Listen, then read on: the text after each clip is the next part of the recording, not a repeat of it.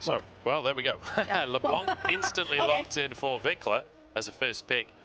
Angel, he doesn't like the LeBlanc. Solo kill by Scout. I've mentioned it 17 times this cast so far, but honestly, it was Hey, that's not Scout boy. it was a little bit disrespectful. Let's see if Vicla can do a similar thing. I imagine Angel will be playing a little safer this time around. See what the priority is for OMG. I'd be surprised to see a Lee Sin prioritized. Like, that's not something that really any team in the league has prioritized. Their first lock-in is a Lee Sin. I mean, I'm not gonna lie to you, I was expecting maybe for them to take the Kalista away this time around, because even though RA cannot pick it anymore, it is available for OMG, so this could be a very strong duo. Now this has been something that LS has been talking about with the return of good items for damage over time champions, like the Blackfire Swords and like the Leandries, things like the LeBlanc, not the LeBlanc, sorry, like the Malzahar, resurface, and I'm pretty sure Angel, he's very good at not canceling it as well, so top-notch Malzahar gameplay, baby. I feel like OMG are gonna like cheese themselves a victory here, aren't they? I feel like this is practically a cheese pick, the Malzahar. But it's good against the LeBlanc. The second you jump in, immediately locked down. Cube can, XiaoFang can certainly capitalize on that as a Lee Sin. And Starry gets his Jinx, which was one of his better picks last split as well. Finding out the Senna now that can focus on that AD carry role. Maybe put Assum on the cog more once more. I'm not gonna lie to you, I am so excited to see Malzahar. The more I see it, the more it makes sense.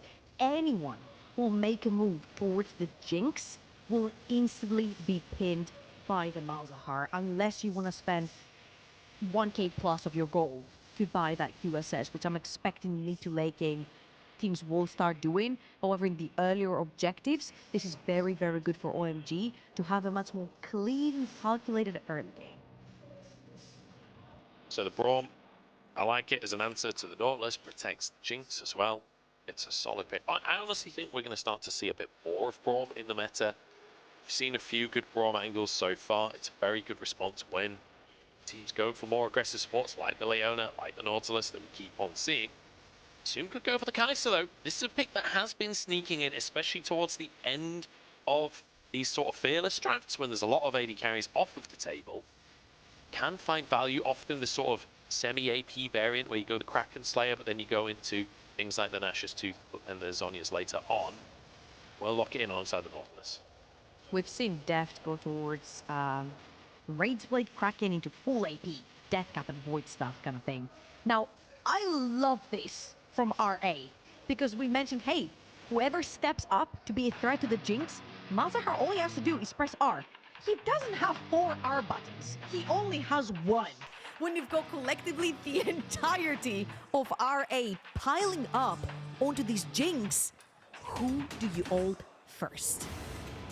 Yeah, and can you actually get your ult properly off? Like, it's very easy to interrupt the Malzahar ult. You need to hit him, you know, obviously you need to get through the spell shield first, but like, if there's a Nautilus nearby, Angel is not channeling that ult for long, you know, so we'll see what RA can do to try and deny that as a win condition. It feels like this entire comp is about protecting Starry. Angel will do a bit of damage on the Malzahar, obviously, but realistically, Starry is going to be the main carry on this team for OMG, and the rest is all about peel. For RA, though, again, lots of burst, lots of ability to find resets for the Viego. The question is, can they get those resets? If you fall behind with a comp like this, you fall very far behind. Absolutely, and there's so much protection for the Jinx right here. The Braum, the Lee Sin kicking people out, the Cask coming out from Cube onto that Gragas, the Malzahar. There's just so many buttons that can disengage members off of the Jinx. So all eyes on Starry right here, whether he can or not stay alive through his team in those fights. I'm also just looking at Angel, right? We've got a Malzahar in the mid lane. We've got a Malzahar in the mid lane. I can't remember the last time I saw a Malzahar, but it is a while ago. And I'm going to be honest, I can see the angle, right? I think everyone at home can see the angle too, right? When you just slam Black Fire Torch, slam Leandries, and you can go Malignance with Malzahar as well. Reduces the ult cooldown. You can see the stacking dots. You can just imagine the E place, the dots ticking away. Elder Dragon finishes the job kind of situation. It's Something Brand's been doing for a long time. Let's see if Malzahar can do it here on the stage.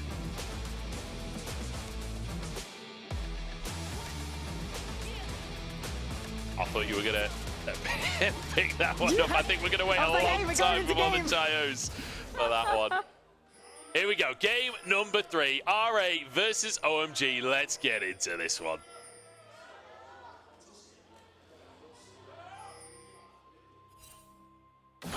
These are some weak sauce Gios. These are weak sauce. There was an attempt. Oh dear. They tried. With the resources they had, they tried. I did a little digging. Last time Malzahar was played, Angel has played it before once. I can believe it. In his competitive career, 100% win rate. 7-0-15, 2021 summer. Nice. I mean, of all of the players, like, it would be Angel, right? Angel's played all sorts of wacky stuff over the years. This is a guy that likes to go outside. I feel like Angel and Xiaohao kind of have a similar vibe about them, where they're not necessarily going to be the player that's absolute mainstay hard carry in the mid lane, but they can play all sorts of weird stuff, and they're very good at denying your opponent from being the big carry. So Malzahar, I feel like, definitely something. I'm not that surprised to see Angel playing it. I'm surprised to see Malzahar at all, but if anyone's going to do it, I could see him being Angel. Yeah, and again, I was watching the list saying that there was a lack of damage items for things like the Swain, the Malzahar, champions that do overtime damage through dots. And now, of course, with the addition of 2 Fated Ashes components towards items, the Blackfire towards, the Liandry's. Of course, Liandry's was there before, but now Fated Ashes enables it even further because the component is really, really strong itself. We can see champions like this. I feel like right here, Angel is the enabler for his team. Not only the protection for Jinx later on and Starry being able to stand still and put auto attacks in the team fights, but also enables Xiaofang to walk more aggressive into the river, to contest those scuttle crabs, to not allow Xiaohao to play aggressive towards him and contest him. So it feels like once you've got a little bit more mana in your kit, which is what Malzahar struggles with in the early game, you can perma-pressure these waves towards LeBlanc and actually assist Xiaofang dipping into river. Almost 3 years until it was last picked. You called it. It was 2021 summer, and it was apparently Cryan was the last guy to pick up. Another player who you can pretty easily picture playing Malzahar, right? He loves the AD, he loves the TF. This hard lockdown coming out from your mid laners. See how it's going to work out for Angel. We'll keep our eyes on his build. We'll keep our eyes on how he does once he hits that level 6. Obviously, Malzahar, one of these champions that, generally speaking, not going to bring that much to the table until that level 6 mark. And LeBlanc actually does pretty well at denying Malzahar in that you can one-shot the minions early on in the game with your W. Yeah, you can see that Malzahar is a very mana-hungry champion. However, Xiaofang, he's found his way through that bot lane prior. We saw Starry and Ppgod. He's actually sprinting to try and help push that wave and go towards his top side, but it's most likely going to be the respawn on the chickens right there that he's looking for. Too late for the top lane Scuttle Crab, and I feel like this game might be a slower one, right? Yeah. When you're into a series and both teams have taken a game and you're desperately in need of a win, like both of these teams are, you definitely want to be taking it slow. Yeah, I feel like it's like, you know, where we are in this series, it's also just look at the way that OMG have drafted. Like, up top lane, we got a Jax on the side for Xiaoxu. Okay, we've got Gragas, the ultimate, like, counter-denial pick, right? Which, let's focus on that matchup for a second, because Xiaofang is moving in. As you say, Leap Strike just used, Flash available, but the Q lands. Counter-Strike keeps him alive for a second. Flashes to stun, and then Leap Strike to the wave. Xiaoxu gets out with his life. Actually, that was genius, because if you watch this again, Xiaofang walked as further away as he could to not get stunned, so he could potentially follow up with his own flash if Xiaoxu flashed away. But the counter-strike was actually beautiful with the flash usage from Xiaoxu to make sure that he leaps away after this as well. Very well done. However, a summoner down, and we did see how Jax bullies that Gragas in the early stages of the game. So if that wave pressures again from Xiaoxu, it's going to be very difficult. However, Xiaoxu did not reset from that. He chose to stay top, which means he's going to lose a couple of creeps, 1 or 2 creeps here, off of an very, very slow reset, for example. Vicla trading so aggressively onto Angel. Angel trying to return with the Malefic Visions there, but Vicla, he's got a refill pot. He's quite happy to trade HP with the Malzahar to set up for a potential all-in. That's the level 6 hit for Vicla. Jwei is moving into the mid lane as well, but Angel's hit 6-2, but he's hooked out of his own ultimate. This is looking for a reset for Xiaohao. One more HP on Angel, but they can't quite finish the job. Xiaohao gets first blood away from the tower shots, but he's going to go down himself. XiaoFang dashes away, and it's a 1-for-1 in the end. Angel, you saw them? You had vision on them. The control ward just went down on this bush. He could have just walked a little bit to the left. His teammates were also there, just about. Couldn't get in range to tank that hook coming in from Jwei's Nautilus. It is going to be a 1-for-1 trade. However, luckily for RA, they get that kill onto one of their carries. OMG, it's Jwei. That's going to be cashing in. Oh my god, Angel. He walks too far forward right there, and Ppgod, he's just about in range. He could have, honestly, he could have jumped onto him to also tank that hook for his mid. So again, a little bit of miscommunication, I think, between OMG members right there. At the end of the day, ends up being a 1-for-1 trade.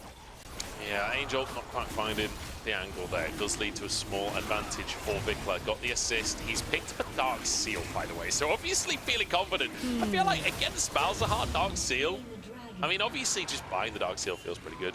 We're just showing off the cool Lee Sin skin. Feel like buying Dark Seal in general always feels pretty good, right? Because it's such high value as an item if you can get it stacked. Against Malzahar, feels like it's quite hard to stack that. Uh-oh. So you can go down, but the double chain's going to come on through. Xiaohao gets a stun as well. Angel, oh god, it's a disaster. Yeah, no flash for Angel onto this Malzahar. The wave was pushed a little bit too aggressively, but they had to overextend Xiaohao just around the corner to punish that one. And so far, so good. We said how Angel was going to be the enabler for his team, not necessarily the carry. So it's not too bad. I mean, it's bad that he ends up going down. However, you don't expect him to be the carry here. So he's like, it's fine, buddy. You're only here for an hour button. However, if you start feeding gold left, right, and center, those QSSs are going to come through much faster than you expect if you're OMG, and then it's going to be problematic. Yeah, I will say as well, this composition from RA, it's not like it doesn't snowball. Xiaohao having the first 2 kills too on the Viego. This feels like a really nice start on the side of RA. We saw what they can do with the lead in game number 2 of the series. Able to snowball really effectively.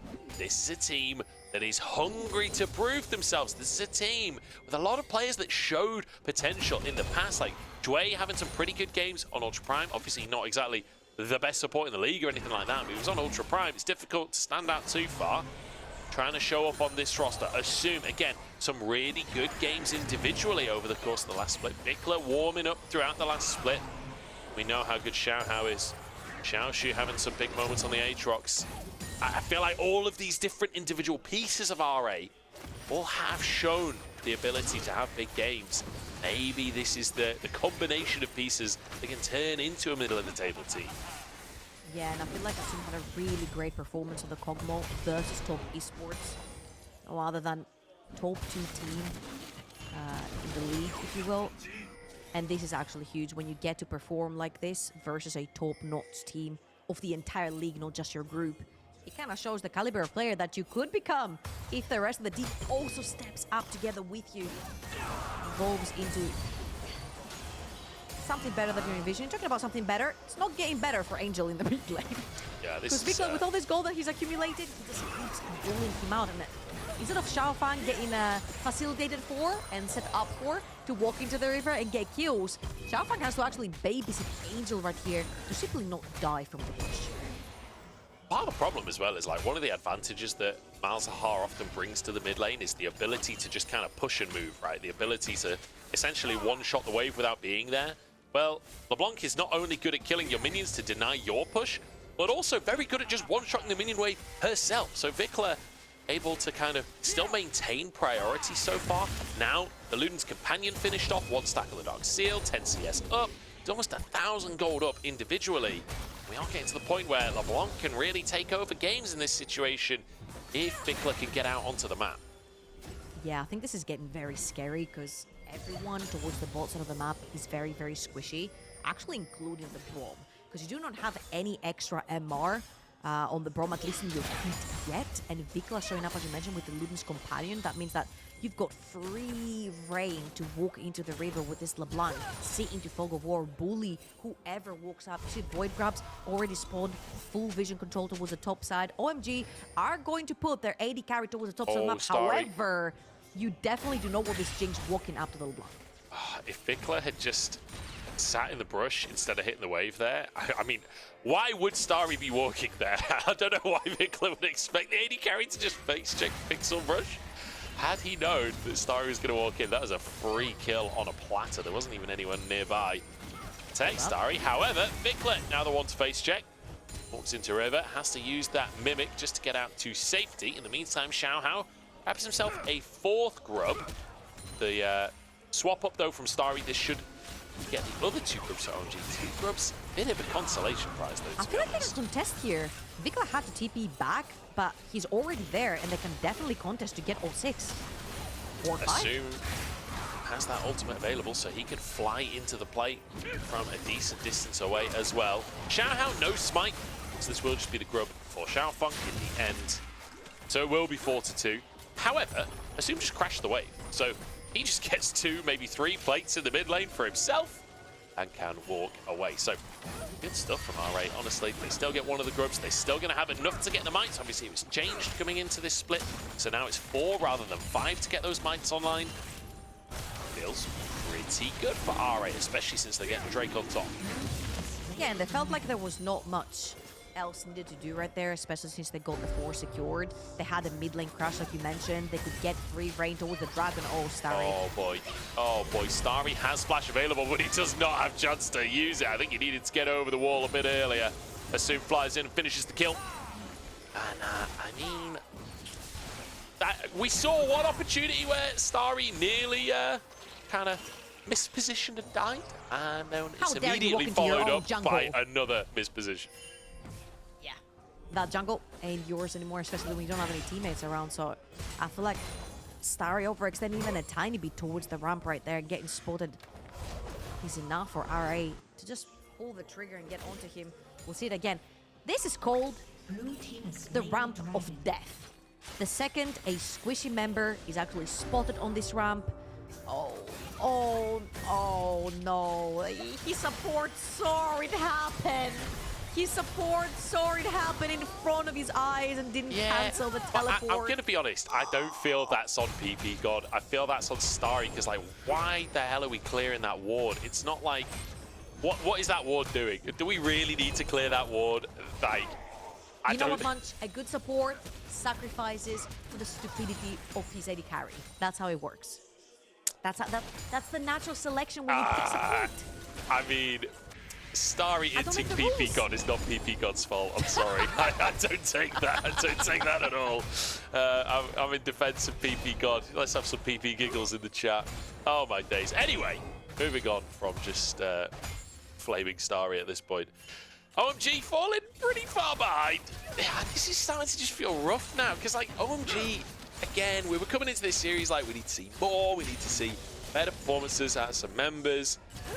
Angel was our focus, and he had a really good game 1. He got the MVP on Jwei. However, game number 3, not so much. Game number 2, not. I mean, he was kind of fine individually on game number 2, but the team couldn't find it. Feels like RA, their early and mid game, it's just straight up better than OMG's. Okay, I'm gonna give you an underrated opinion. What if it was the champion and not the players, Matt? Obviously, I don't want to take anything from Angel. However, Jwei is a little bit busted right now, and he does seem to dictate a lot of these fights. I feel like Vicla has been sort of a superior mid laner, and I think you mentioned it at the very beginning of when we're looking at it.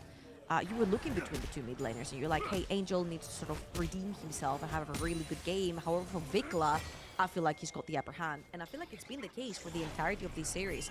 No matter the sort of matchup that Vicla has been in, he has been superior in lane. Even in game number 1, until the Jwei got online, I feel like Vicla did have Angel's number from the get-go. So RA right here again with an early game lead. However, between the 2 teams, I'm much more happy to say that RA can't snowball their victory from what I've seen, the little sample size that we've seen in the series. It feels that way, doesn't it? But we'll see how this composition works out. I mean, the thing with OMG's composition, right, is it's kind of all about the re-engage. It's all about playing in response to RA. So naturally, it's going to be a bit of a slower game because OMG, they kind of need RA to do things to them. And when you're this far behind, it's really difficult to contest anything. So naturally, you're not going to see that much action coming on through immediately.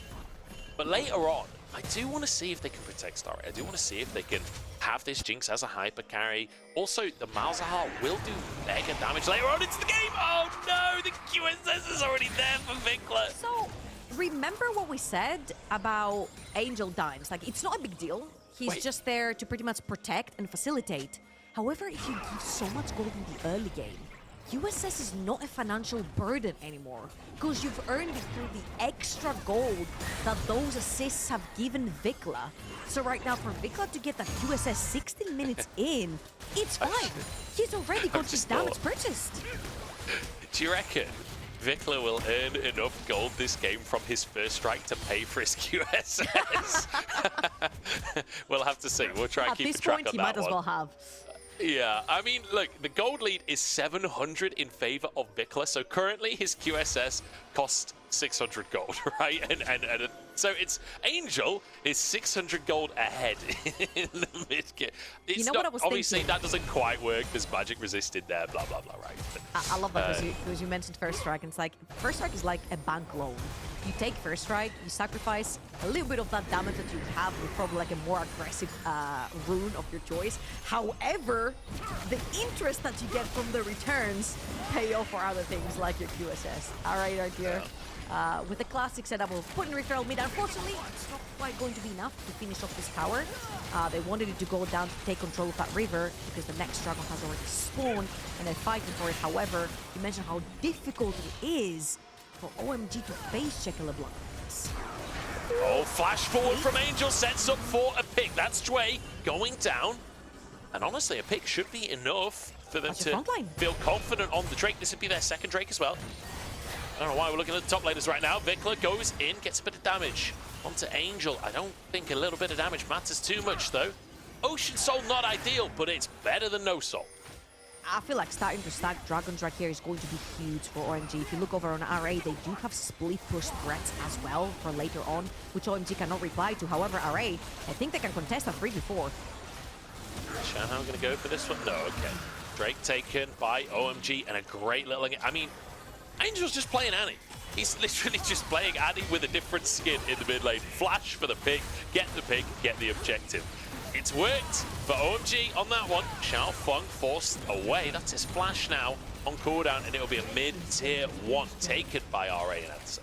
That is absolutely huge, especially since you've got a lot of that pick composition very opportunistic with the LeBlanc, the Nautilus, the Ppgod, the Kai'Sa jumping into the backline. Depriving your opponents of as much vision as possible is going to be of pivotal importance. Trying to snowball that mid-game, a mid-game which OMG found a little bit of a cracking code for. Jwei walks a little bit too far forward. Nice flash from Angel to capitalize on Nautilus being a little bit too far forward from his team, and that netted them a second dragon. Again, I feel like RA have such good side lane threats, the LeBlanc and the Jax. Jax scaling into that late game cannot very easily be followed by just the Gragas. And of course, LeBlanc is not going to be easy to pin down, especially since the QSS has already been purchased. And Angel relies on that CC landing to sort of like push back LeBlanc. So the side lane pressure is going to be huge. Once he's stacking dragons means eventually they're going to have to force RA to fight them. We'll see what RA do in that situation. Honestly, this game, in the very early game, was feeling pretty one-sided towards RA with the lead that Vicla was building. It started to sort of stabilize, really. And the fact that Starry is on 2 items on the Jinx right now, obviously that's matched by Assum, but in the late game, I like having the items on the Jinx, to be honest. I feel like Jinx is one of these terrifying AD carries that can just take over a fight. The problem is, if it does go to pure late game, we've got a load of items on Vicla. If it does turn into the sort of AP build from this point, which I'd assume is going to go for, the Nash's Tooth after this into like Death Caps on his blah blah blah. I would imagine that there's an angle there for RA where you just never really fight, right? There's an angle where you just use your LeBlanc and your Kai'Sa, you just poke out. The Braum's pretty good at dealing with that, but how long can OMG survive that kind of onslaught? Ooh, very nice again from OMG. They've done this 3 games in a row, actually, where they managed to catch RA on side lane pressure, taking that mid lane tower.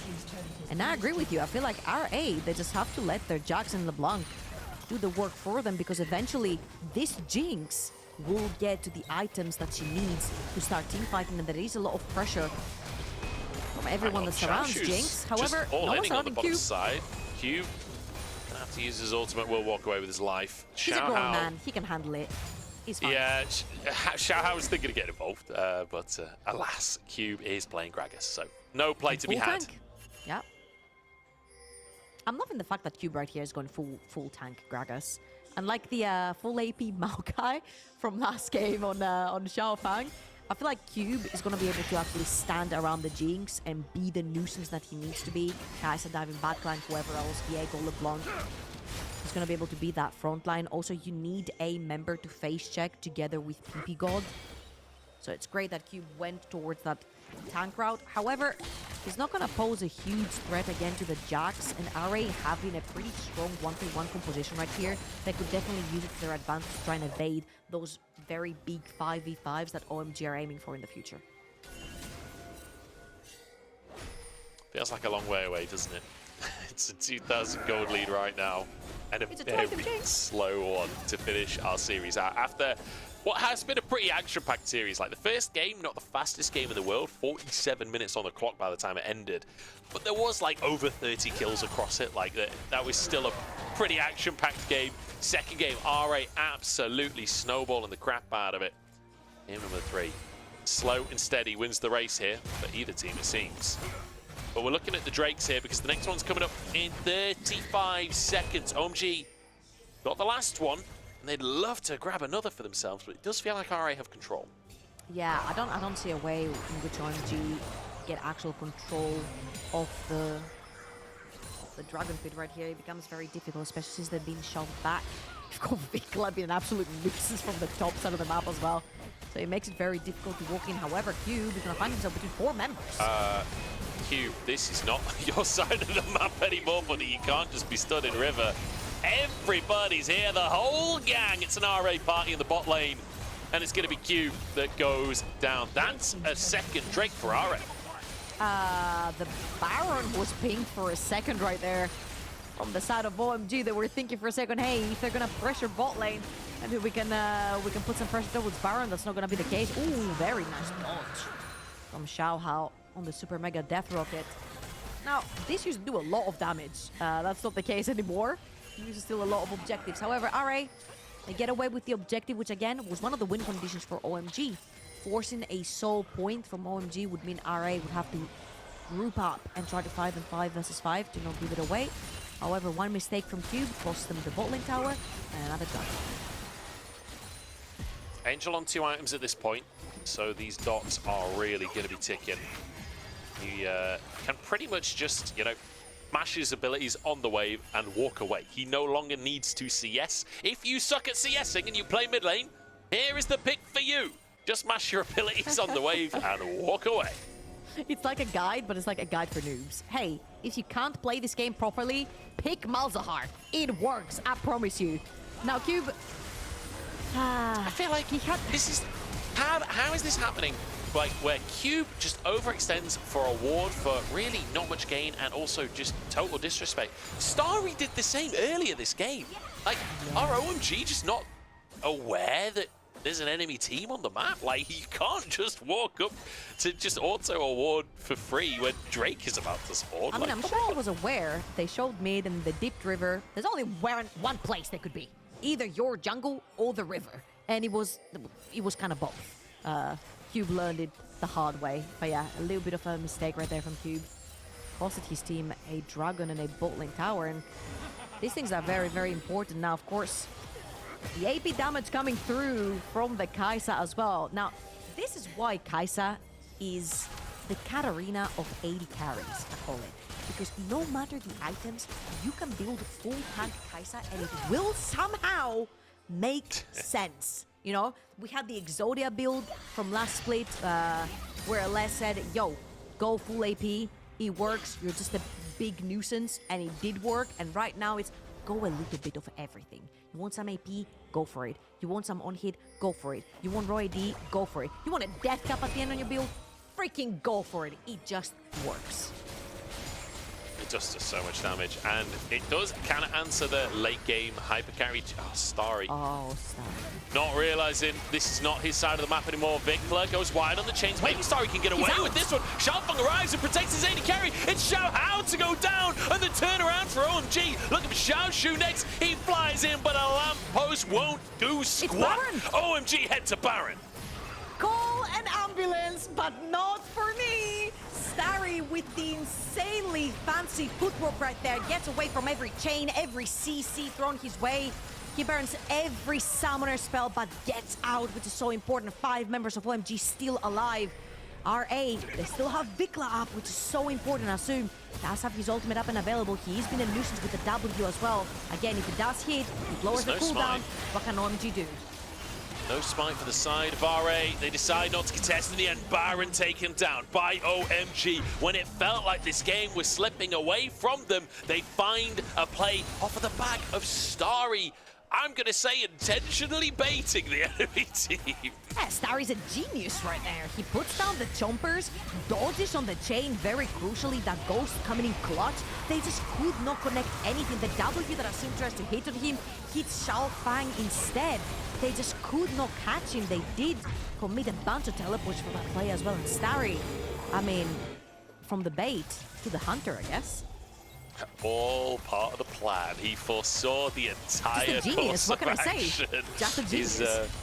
Yeah, well, you know, they used to call the 3 genius AD carries of the LPL. It was Jaculum, Uzi, and Abel. Well, there's a 4th genius. It's Starry. He sees the play, he looks into the future. Well, true, yeah, he replaced Abel. There you go. Oh my god, the planets are aligning. I will say, he's damn lucky to have got away with that one. Some nice dodges there. Also, just the fact that he had ghosts like Xiaohao just a pixel away on his ult. The chain not far from Vicla. Trying to predict the juke there.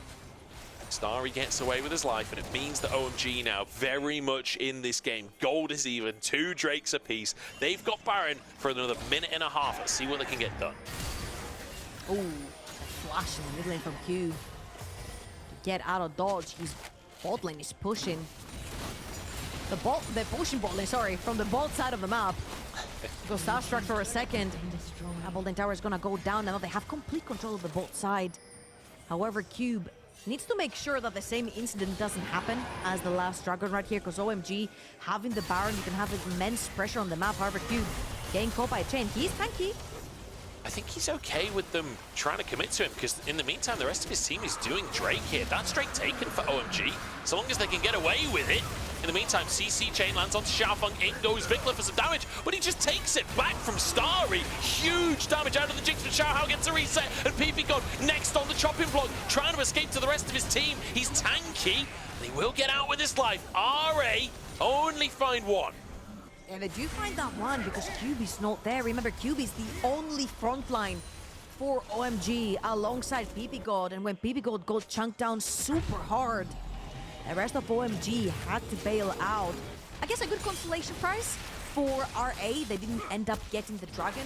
They were too fixated on trying to kill Cube in the mid lane. However, this play right here, OMG opted into it. They stayed around, they sticked around, and you'll see that Vicla jumps back to just about avoid the Jinx rocket that was coming his way, which means no reset for Starry. He cannot go gold mode in this particular fight, and by the time Cube enters the fight, RA know better to not fight this because the front line is there. Cube literally just strolls like, "You're right, lads," throws a barrel, walks away, like, and my job here is done. Yeah, I mean, Cube did his job by, you know, forcing, or he didn't force them, but assuming Vicla trying to all in him in the mid lane. Like, he's so tanky, he just walks away from that one, set up his team for that Drake, and it means now OMG on top point. And honestly, I feel like OMG have made quite a lot of mistakes this game.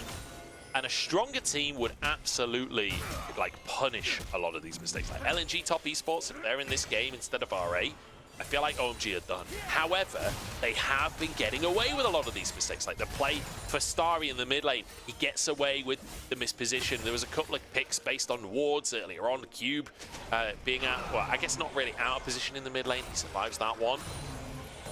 But it does mean that OMG now, with these objectives, they're looking towards finishing this series in style, which, I mean, it's a little disappointing from RA. I feel like RA, after how they won that second game, I thought that they might be favorites in this third game. It feels like it's getting away from them.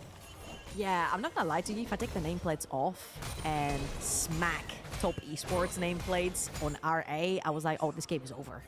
Like, Blanc has skills, you know, Jakulov on Kaisa has skills. I feel like RA just need to commit to a play.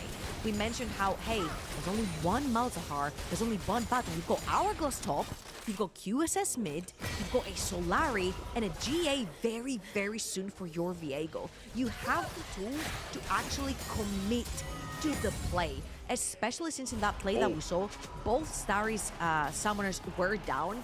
There was no other fight that was forced by RA to try and pin him down. They tried to sandwich that fight. They didn't quite manage it. They took that one kill, then they left. I feel like they're a little bit miscoordinated as in what to do on the map because they know that on a 5v5, they can commit as 5 onto that one target. Now, if that one target doesn't die, they're screwed because they've all dived in. However, if they choose the right target for themselves, they can very well get away victorious, or they can choose to opt for the 1-3-1, which they can go unanswered to. See if they do. Vicla, importantly, picking up a death cap now. Assum just tanking the wave so his mid laner can get that final wave, get the reset, get his death cap. So the QSS tax slowing that down a little bit, but he's got that huge portion of the build online now. He's on that 3-item mark. He's got a massive amount of damage available. So looking towards that LeBlanc poke before these fights come on through, and equally looking towards Angel. If Vicla dives in to try and get that poke down and Angel can immediately flash ult him, that is a terrifying situation for RA as Xiaoxu is cutting off the wave in the mid lane. Yeah, he's cutting off the wave, trying to get some priority from Team Vicla. He's looking back. Angel is literally on the side. Remember, there's a QSS. Jwei goes for this one, Counter-Strike onto the backside of the play as well. Everybody diving on in, but Angel ults Xiaohao. He's answered with his own life for this one. Vicla flashes back out of the play. RA looking for more. It's a double stun. Starry chased down and taken down as well. RA with 4 and looking for more. Over the wall they go as XiaoFang desperately tries to escape. The stun goes wide, and I think XiaoFang might actually get out of this one. Oh, it's a disaster from Xiaohao, but either way, it's a one play for RA. RA finally committed to the play. You only have one Malzahar button to so many threats. RA could be looking to end the game right here, right now, and taking the series. Oh my god, it's actually over, isn't it? XiaoFang has to try and get that wave, but they're not letting him anywhere near it. That's the first Nexus tower going down. XiaoFang pulled in, but they can just ignore the jungler and take the Nexus. RA have done it. They find their upset, and they prove that they should not be underestimated. What a fantastic display of how this composition functions in a team fight. All hands on deck for RA. They all press their all-in buttons at the same time. There's no chance in the world that the carries from the side of OMG survive this. That was beautiful. It took RA a little bit. I feel like if anything, Munch, this is probably like the criticism for today. Like RA can snowball their early game leads. It's just that it takes them a while to get there. I feel like they were a bit scared to fight into this composition without the Hourglass, without the Guardian Angel onto the Viego. You know, QSS was purchased early on. They needed a defensive item onto Kaisa as well, and not